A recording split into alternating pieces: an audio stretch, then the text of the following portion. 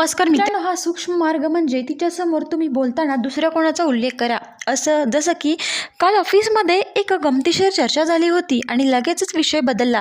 यामुळे तिला उत्सुकता लागेल की आणि तिचा मेंदू रिकाम्या भीतीने भरेल. सायकोलॉजी सोपे आहे, जे सहज मिळतं त्याची कदर करा. कमी असतं. जेव्हा तिला वाटेल की तुम्ही दुसऱ्यांकडे लक्ष देताय तेव्हा तिला स्पर्धा जाणवेल आणि स्त्रीला स्पर्धा जाणवली की त्या गोष्टी खूप दुप्पट लढते. मित्रांनो, नंबर 2, तिच्या मनात एक थोडी उत्सुकता आणि अस्वस्थता निर्माण झाली आहे, पण आता वेळ आहे पॉवर पूर्णपणे तुमच्या हातात घेण्याची.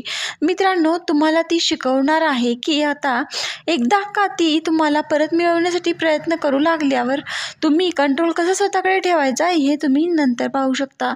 तर नंबर 3, मित्रांनो, जेव्हा तुम्ही नात्यात सतत उपलब्ध असता तेव्हा ऑफिसचं चालणाऱ्या सर्व पॉवर तिच्याकडे असते. पण आता हेच गणित उलटं केले. मित्रांनो, सुरुवात करा. थोडा अनुभव घ्या. अनुपलब्ध राहण्यापासून आधी इन्स्टंट रिप्लाय द्यायचं. मित्रांनो, आता वेळ घ्या. तिला इग्नोर करायचं नाही, तर फक्त दाखवायचं की तुमचं आयुष्य तिच्या भोवती फिरत नाही. मित्रांनो, तुमच्या आयुष्यात तुम्ही प्रगती करा. मित्रांनो, खूप पुढे जा. पैसा कमवा. एखादं नाव लौकिक करा. मित्रांनो, तुम्ही तुमच्या प्रगतीवरती फोकस करा.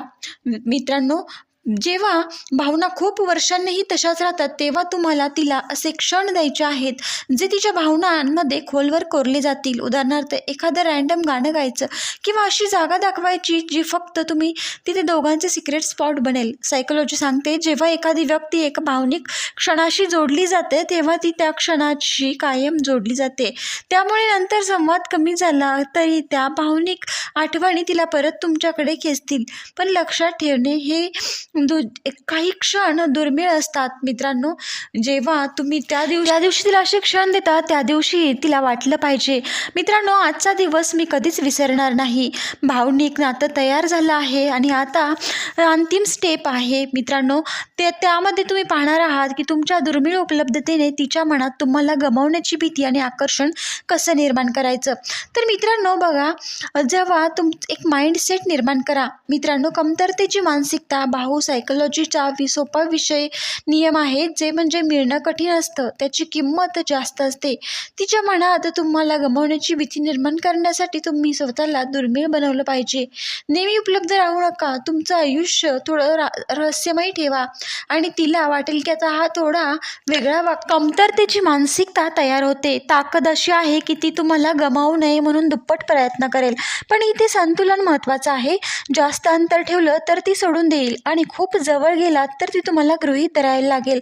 हे तंत्र एकदा शिकलात तर तुमचा गेम हातात येईल.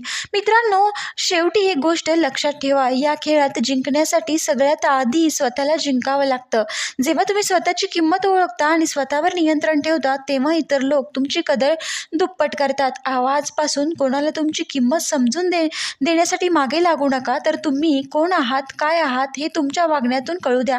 कारण खरी ताकद ती नाही की तुमच्यासोबत राहते. खरी ताकद ही आहे की ती तुम्हाला गमावण्याच्या भीतीने कधीही तुमच्यापासून दूर जाण्याची हिंमत करत नाही. व्हिडिओ आवडला असेल तर लाईक करा, शेअर करा, चॅनलला सबस्क्राईब करायला मात्र विसरू नका. व्हिडिओ पूर्ण पाहिल्याबद्दल धन्यवाद. पुन्हा भेटूया नवीन एका व्हिडिओसोबत.